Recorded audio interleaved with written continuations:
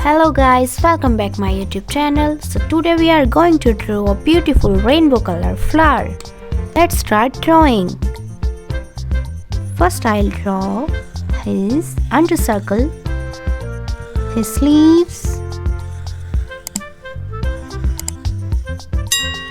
4, 5, 6 and 7. Now I draw his eyes,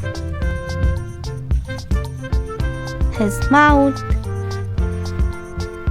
Now I drawing his stem, 2 leaves like this. I use black big marker for make this video more visible.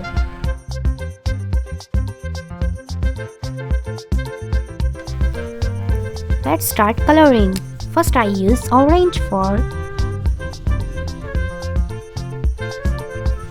Now I use yellow. And yellow for his face also.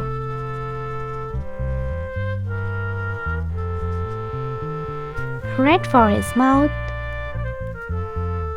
and his cheeks. Now I use pink. I use purple, I use sea green, now I use dark yellow, I use brown,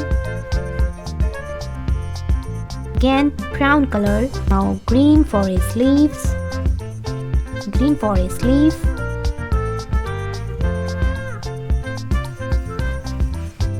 video. If you like my video, please like, share and subscribe my channel.